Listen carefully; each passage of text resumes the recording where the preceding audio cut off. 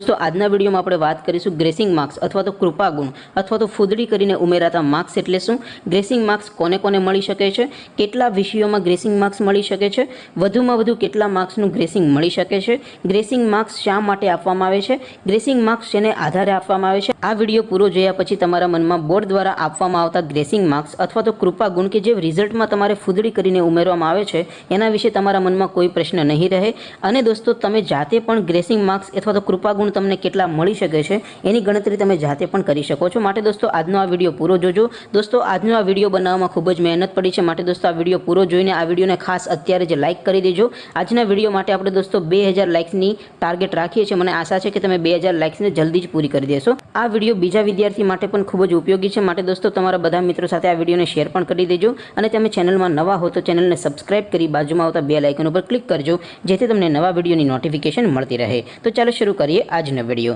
दोस्तों gracing marks साथे संबंधित तमाम माहिती આપણે ડિટેલમાં ઉદાહરણ સાથે ફોર્મ્યુલા સાથે આપણે જોઈએ એ પહેલા તો દોસ્તો રિઝલ્ટને તમે તમારા મોબાઈલમાં કેવી રીતે જોઈ શકો એના વિશે આપણે વાત કરી લઈએ। તો દોસ્તો રિઝલ્ટને સૌથી ફાસ્ટ અને સૌથી પહેલા જોવા માટેની લિંક આ વિડીયોના ડિસ્ક્રિપ્શનમાં આપેલી છે। એ લિંક ઉપર ક્લિક કરીને તમે રિઝલ્ટને સૌથી ફાસ્ટ સૌથી પહેલા જોઈ શકો છો। અથવા તો દોસ્તો ગુજરાત બોર્ડનું રિઝલ્ટ મોબાઈલમાં જોવા માટે તમારે ગૂગલ ઉપર સર્ચ કરવાનું છે www.mygkguru.in। આ વેબસાઇટ તમે સર્ચ કરશો એટલે જે પહેલી લિંક આવશે એના ઉપર તમારે ક્લિક કરવાનું છે। જેવું ક્લિક કરશો એટલે રિઝલ્ટ જોવા માટેની mygkguru.in જે વેબસાઇટ છે એ વેબસાઇટ ઓપન થઈ જશે। વેબસાઇટ ઓપન થાય એમાં તમે સ્ક્રોલ કરીને થોડાક નીચે જશો તો ત્યાં તમને બોર્ડના રિઝલ્ટ માટેના લીલા રંગના બે બોક્સ જોવા મળશે। પહેલું બોક્સ છે એસટીડી 10 બોર્ડ રિઝલ્ટ 2024 ધોરણ 10 ના વિદ્યાર્થી આ પહેલા બોક્સ ઉપર ક્લિક કરવાનું છે। ત્યાર પછી બીજું બોક્સ છે એસટીડી 12 બોર્ડ રિઝલ્ટ 2024 ધોરણ 12 કોમર્સ આર્ટ્સ અને સાયન્સના વિદ્યાર્થીએ ધોરણ 12 વાળા બોક્સ ઉપર ક્લિક કરવાનું છે। દોસ્તો આ બોક્સ ઉપર ક્લિક કરશો એટલે તમારે સીટ નંબર એન્ટર કરવાનો છે એટલે રિઝલ્ટ તમારું ઓપન થઈ જશે। જ્યારે રિઝલ્ટ જાહેર થશે ત્યારે તમે રિઝલ્ટ જોઈ શકશો। અને હા દોસ્તો રિઝલ્ટ નામ ઉપરથી પણ તમે અહીંથી ક્લિક કરીને જોઈ શકો છો। કોઈનો સીટ નંબર તમારી પાસે ન હોય અને માત્ર વિદ્યાર્થીનું નામ સર્ચ કરીને રિઝલ્ટ જોવું હોય તો એ પણ તમે અહીંથી ક્લિક કરીને જોઈ શકો છો। તો દોસ્તો ધોરણ 10 અને ધોરણ 12 ના વિદ્યાર્થીઓ www.mygkguru.in આ વેબસાઇટને ગૂગલ ઉપર સર્ચ કરીને આવી રીતે પોતાનું રિઝલ્ટ સૌથી ફાસ્ટ અને સૌથી પહેલા જોઈ શકે છે। હવે દોસ્તો આપણે ગ્રેસિંગ માર્ક્સની તમામ માહિતી મેળવીએ તો સૌથી પહેલો તો પ્રશ્ન વિદ્યાર્થીઓને થાય કે ગ્રેસિંગ માર્ક્સ અથવા તો કૃપા ગુણ અથવા તો ફૂદડી કરીને ઉમેરાતા માર્ક્સ એટલે શું। દોસ્તો કોઈ વિદ્યાર્થી થોડાક માર્ક્સથી નાપાસ થતો હોય તેવા સંજોગોમાં એ ખૂટતા માર્ક્સ કે જે વિદ્યાર્થીના રિઝલ્ટમાં ફૂદડી કરીને ઉમેરવામાં આવે છે એને દોસ્તો ગ્રેસિંગ માર્ક્સ કહેવામાં આવે છે અથવા તો દોસ્તો એને કૃપા ગુણ પણ આપણે કહીએ છીએ। ત્યાર પછી હવે આપણે વાત કરીએ ગ્રેસિંગ માર્ક્સ શા માટે આપવામાં આવે છે।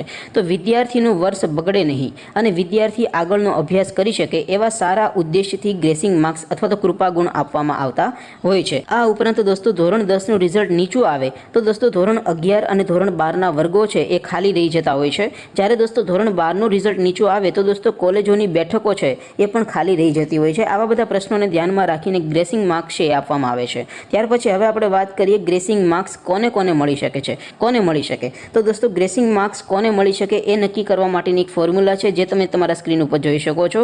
કુલ વિષયો ગુણ્યા પાસિંગ માર્ક્સ એનો બેનો ગુણાકાર કરો અને જે આંકડો આવે એના કરતાં જો તમારે કુલ માર્ક્સ વધારે મળતા હોય તો તમને દોસ્તો ગ્રેસિંગ માર્ક્સ છે મળી શકે છે। ઉદાહરણ તરીકે દોસ્તો કુલ 6 વિષયની પરીક્ષા હોય અને પાસિંગ માર્ક્સ 33 હોય તો 6 ગુણ્યા 33 કરો એટલે દોસ્તો 198 આવે। હવે કોઈ વિદ્યાર્થીને 198 કરતાં વધારે માર્ક્સ કુલ મળેલા હોય તો એ વિદ્યાર્થીને ગ્રેસિંગ માર્ક્સ મળી શકે છે। ત્યાર પછી હવે આપણે વાત કરીએ કે કેટલા વિષયોમાં વિદ્યાર્થીને ગ્રેસિંગ માર્ક્સ મળી શકે છે। તો દોસ્તો વધુમાં વધુ 3 વિષયોમાં વિદ્યાર્થીને ગ્રેસિંગ માર્ક્સ મળી શકે છે। હમણાં દોસ્તો ધોરણ 12 સાયન્સનું રિઝલ્ટ આવ્યું છે એની એક સ્ક્રીનશોટ તમે તમારા સ્ક્રીન ઉપર જોઈ શકો છો। તો દોસ્તો વધુમાં વધુ 3 વિષયોમાં ગ્રેસિંગ્સ મળી શકે છે। ત્યાર પછી હવે વાત કરીએ કેટલા માર્ક્સનું ગ્રેસિંગ મળી શકે છે। તો દોસ્તો નિયમ મુજબ વધુમાં વધુ 5 માર્ક્સનું ગ્રેસિંગ મળી શકે છે।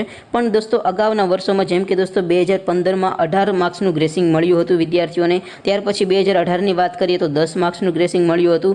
જ્યારે દોસ્તો 2020માં 21 માર્ક્સનું વિદ્યાર્થીઓને ગ્રેસિંગ મળ્યું હતું। દોસ્તો માત્ર 5 માર્ક્સ વિદ્યાર્થીને આવ્યા હતા અને દોસ્તો 21 માર્ક્સ ઉમેરીને એ વિદ્યાર્થી પાસ કરવામાં આવ્યો હતો। ત્યાર પછી દોસ્તો હમણાં જે ધોરણ 12 સાયન્સનું રિઝલ્ટ આવ્યું 2023માં એમાં દોસ્તો 15 માર્ક્સનું વિદ્યાર્થીઓને ગ્રેસિંગ મળ્યું છે। તો દોસ્તો દર વર્ષે ગ્રેસિંગ ફિક્સ આટલા જ માર્ક આપવામાં આવે એવું દોસ્તો નથી।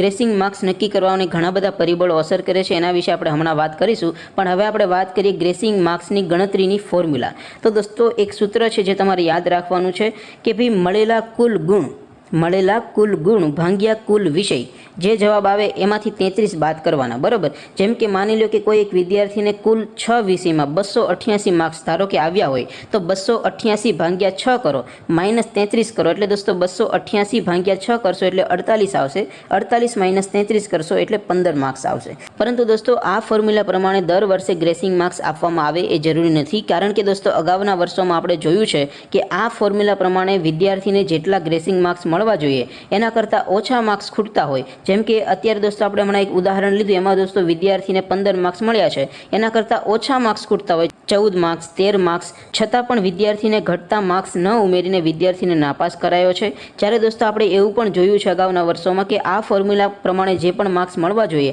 એના કરતાં વધારે માર્ક્સ ઘટતા હોય, છતાં પણ એ વિદ્યાર્થીને ઘટતા માર્ક્સ ઉમેરીને પાસ કરવામાં આવ્યો। જેમ કે આ ફોર્મ્યુલા માટે ઉદાહરણ તરીકે આપણે જે લીધું છે એમાં 15 માર્ક્સ છે, છતાં પણ 15 કરતાં વધારે માર્ક્સ ઘટતા હોય તો પણ એ વિદ્યાર્થીને પાસ કરી દેવામાં આવ્યો હોય। તો દોસ્તો એવું જરૂરી નથી કે ભાઈ આ ફોર્મ્યુલા પ્રમાણે જ વિદ્યાર્થીને ગ્રેસિંગ માર્ક્સ આપવામાં આવે। ગ્રેસિંગ માર્ક્સ માટે દોસ્તો ઘણા બધા પરિબળો અસર કરે છે। તો દોસ્તો હવે આપણે વાત કરીએ કેવા કેવા સંજોગોમાં કૃપા ગુણ અથવા તો ગ્રેસિંગ માર્ક્સ વિદ્યાર્થીઓને વધુ આપવામાં આવતા હોય છે। ગ્રેસિંગ માર્ક્સને અસર કરતા પરિબળ આપણે જોઈએ તો સૌથી પહેલું પરિબળ છે બાકીના વિષયના માર્ક્સ।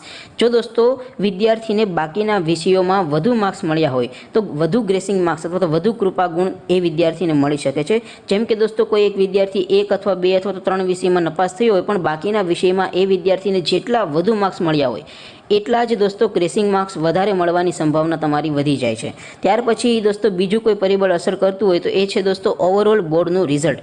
દોસ્તો માની લો કે ઓવરઓલ બોર્ડનું રિઝલ્ટ ખરાબ આવ્યું હોય તો એવા સંજોગોમાં પણ ગ્રેસિંગ માર્ક્સ વધુ મળી શકે છે। જેમ કે દોસ્તો ઓવરઓલ બોર્ડનું રિઝલ્ટ 55%, 50%, 45%, 40%, એમ દોસ્તો જેટલું નીચું આવે એમ દોસ્તો ગ્રેસિંગ માર્ક્સ વધુ મળી શકે છે। અને દોસ્તો ઓવરઓલ બોર્ડનું રિઝલ્ટ ખૂબ જ સારું આવ્યું હોય તો એવા સંજોગોમાં ગ્રેસિંગ માર્ક્સ પ્રમાણમાં ઓછા પણ મળી શકે છે। તો દોસ્તો આશા રાખું છું કે આજનો આ વિડીયો જોયા પછી ગ્રેસિંગ માર્ક્સ સાથે સંબંધિત તમારા મનમાં જેટલા પણ પ્રશ્નો હશે, તમારે જે પણ જાણવું હશે એનું સોલ્યુશન તમને મળી ગયું હશે। માટે દોસ્તો આ વિડીયોને ખાસ તો લાઇક કરી દેજો, તમારા બધા મિત્રો સાથે શેર પણ કરી દેજો, અને છતાં પણ જો તમારા મનમાં કોઈ પ્રશ્ન રહી ગયો હોય તો નીચે કોમેન્ટ કરીને અમને પૂછી શકો છો। બાકી દોસ્તો આપણે નવા વિડીયોમાં મળીશું, ત્યાં સુધી રજા આપો, આવજો દોસ્તો, જય હિન્દ, વંદે માતરમ।